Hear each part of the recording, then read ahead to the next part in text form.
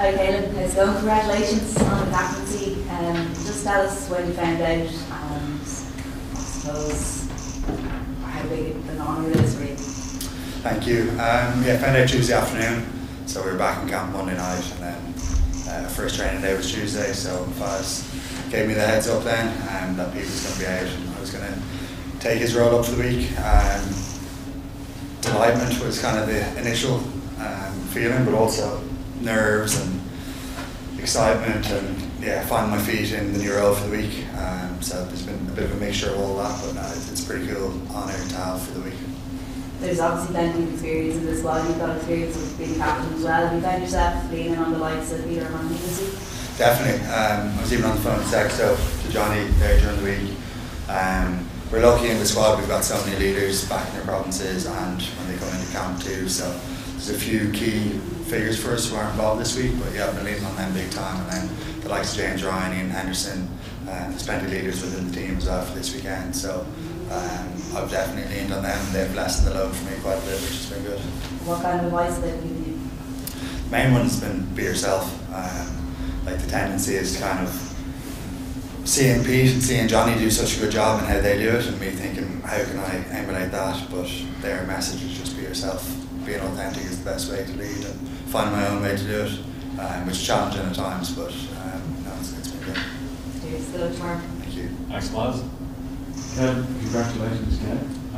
The move from, well, you played across the back row in your career, but the move from 8 to 7 or 6 to 7, just try and explain how that just changes your game. Not too much. I'm pretty familiar with the 7 role from covering it.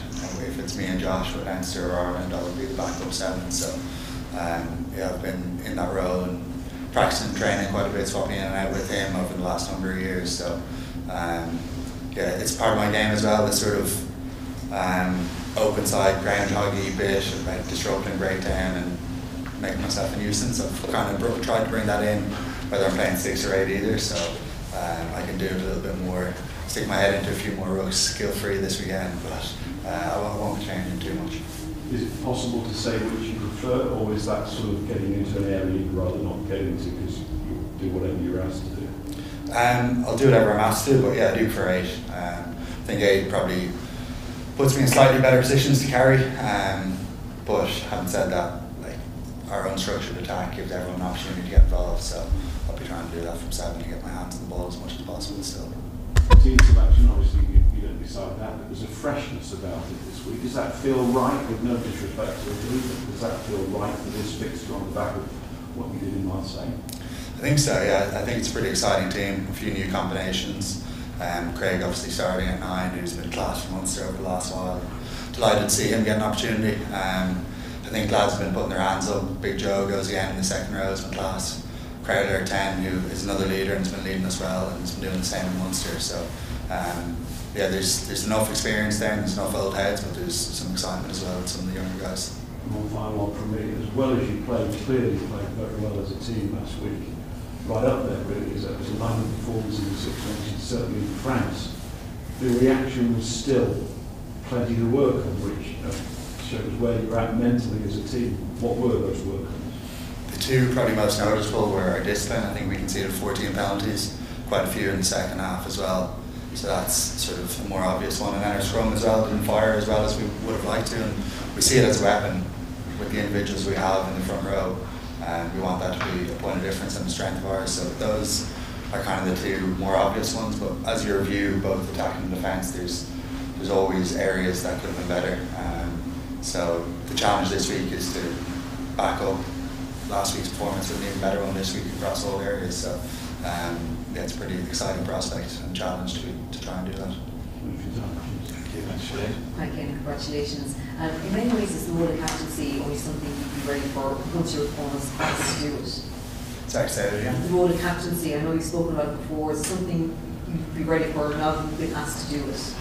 Yeah, I've been trying to sort of, like sure Lancaster over the last number of years and Leinster would have kind of tried to push the leadership bit out of me, and same with Faz in camp over the last number of years. And I've been in the leadership group for a couple of years. But yeah, it's an area that I do want to develop and want to continue to grow, whether I'm in the group or in this role this week. So yeah, it's an enjoyable part. It does cause a bit of stress, and there's more responsibilities that come with it, but it's definitely rewarding too. Yeah, do you think you have to come up with these big inspirational words or anything like that when you come to talk? Yeah, there's part of me that feels I need to do that basically, but just talking with Faz this morning actually, he basically said the contrary of that, and do it in your own way, and you don't need to have these big speeches prepped. Yeah, so it was nice to hear from him. Thanks, Kieran.